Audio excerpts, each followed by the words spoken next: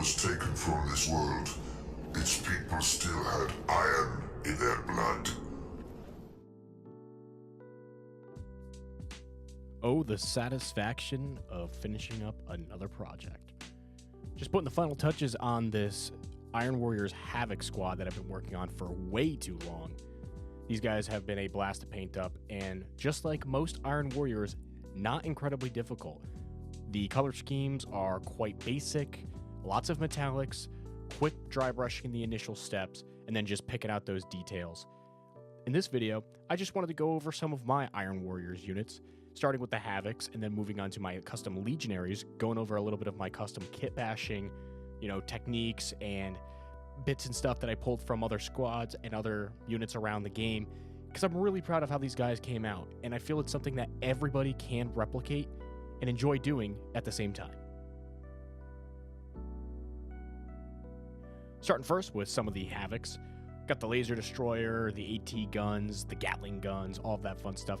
These guys are a little bit more detailed than your average legionary, but kind of have some of the same aesthetics. The only differences here were that I exchanged the shoulder pads out and the heads with the Iron Warriors upgrade sprue accessories that came as the optional upgrade kit during the launch of that Reign of Iron kind of like upgrades and book that they came out with. That's the only changes I made, aside from the standard posing, the backpacks, and the gun options.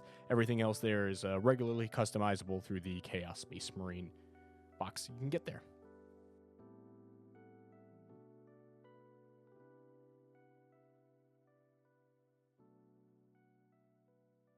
Jumping right into the sergeant of the squad, the Iron Warriors are known for their exquisite sergeants and captains at the forefront of their battles, the warsmiths. Now, this might not necessarily be a warsmith, but he might be a warsmith in training.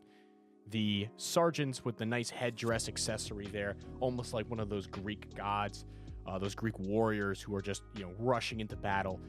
The siege hammer in his hand there and pointing a pistol at the poor soldier who is on the receiving end of that.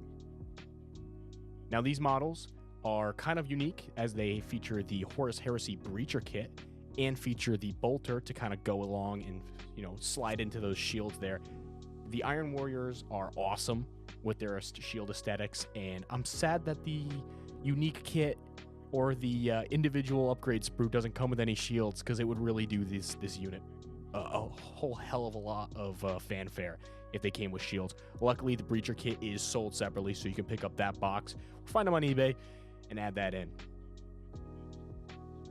The Mark III power pack there comes from the Raiders Chaos Space Marine box that just recently dropped. That box is full of incredible bits to pick up, especially if you're doing a mix of, modern Chaos and classic Legionaries.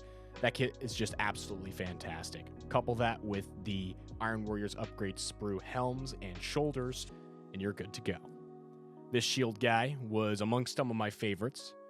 He was the front of the stack and took a couple shots before he made his way in. Feeling the pain of that on the inside of the shield there, spattered with some blood, and as you could see, his shield had some gunshots through it. I used an X-Acto knife to carve those holes in there, just kind of twisting it, and I used some texture paint, the Astral Granite texture paint on the back of a brush to try to make that pushed out effect. I think it looked really good, and I think it does the model a little bit of extra flair and justice. Going on to the next guy here, without the shields, I figured some of them should have, some basic legionary flair.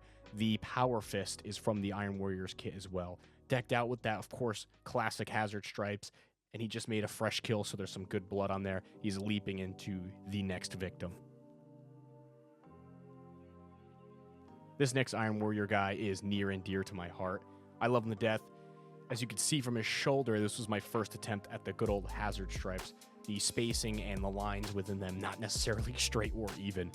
I've since moved to the Tamiya 2mm tape option, which you could see in my previous Iron Warriors Havoc video where I did a tutorial step-by-step on how to paint those guys. It was a fantastic transition, not necessarily too difficult.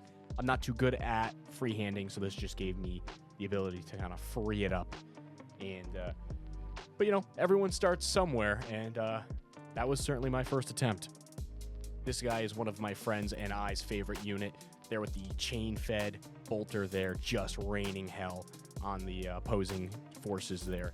I could always imagine this guy just holding down the trigger and never letting go until the battle's over, until he hits the ground. It's definitely a very Iron Warriors aesthetic to bring big guns that don't seem to stop, that is siege forces just, surrounding and drowning your opponent there. And that's going to do it for the rest of this video. A couple showcase images I took from the light box here, just to tie a bow on this little showcase. I'm in between projects right now, finishing up these Havocs, and I have one more Death Guard to work on. I figured I've already done 2 Death Guard videos in a row, so I'm going to save the next painting video for another project, which is the Dark Angels Deathwing Knight Terminators. I have a second squad I need to make for my competitive list. I got to get going on those guys as I have a tournament coming up that I'm really eager for. I hope you guys enjoyed this quick little video. I hope you guys are looking forward to the next painting tutorial. Thank you very much for watching. I appreciate it a ton, and have a great day.